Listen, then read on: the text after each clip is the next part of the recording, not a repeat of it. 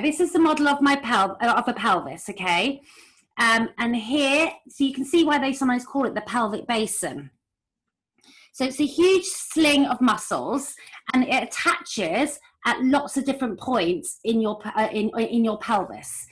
And I think a lot of people think when they've had a baby that it's just this urogenital triangle. And if you try and just kind of squeeze your front and back passage, you are often just engaging your vaginal and rectal sphincter muscles. Sphincter muscles are really kind of dense muscle fibers. It's quite, you can really feel a kind of contraction with your sphincter muscles. But we don't get dysfunction with our sphincter muscles generally. You know, we poo and we wee and we have sex without too much dysfunction. What's pelvic floor dysfunction is more this whole sling of muscles and how that whole sling is firing. And then also how that team is working with the other team players. So when I talked about the transverse abdominis muscles, they are here. Okay, so if you imagine pelvic floor gently engaging, rippling up and forwards, and the transverse abdominis muscles. And that connection can sometimes just be lost a little bit after you've had a baby. So sometimes I might be working with a woman to cue the pelvic floor. She's not quite feeling it. So we might actually work with getting the transverse abdominis muscles firing, and then by waking them up, we get the connection with the pelvic floor more. Or we might work with the inner thigh muscles because they're another member of the team. So sometimes just as simply as having a ball in between your inner thighs, gently squeezing the ball as I cue the pelvic floor can then help with feeling that connection with your pelvic floor. And then the other member is not so much the team, but the best friend is your bum. So your glutes are here.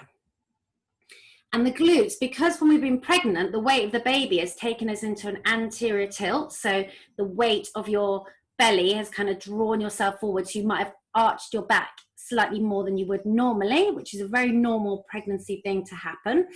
But because of the weight of that, because that's happened, your glutes don't fire as well as a posture type. So you often have lost strength in your bum.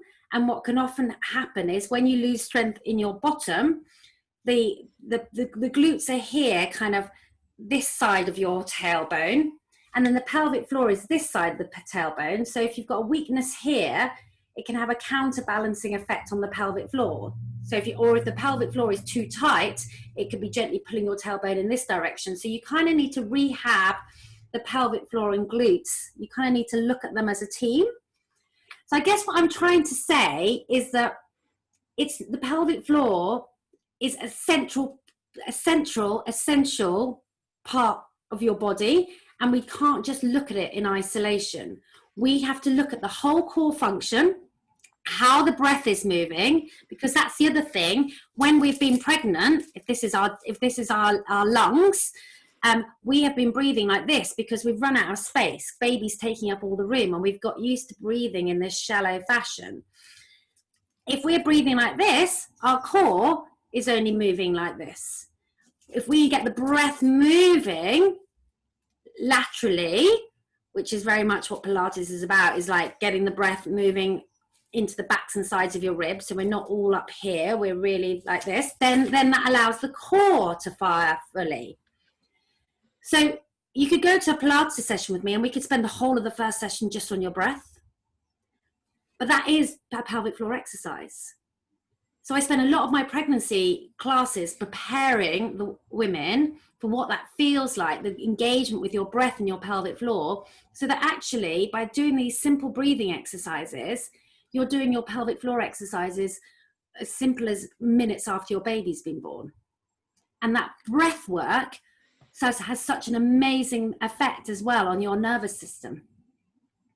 Because being a mum is stressful, and having tools to be able to calm ourselves and subsequently also calm your baby is so important. So yeah, so it's more than just the pelvic floor. It's looking at the team and the whole body as a whole and how it's functioning, and the impact the pregnancy has had on the body as a whole.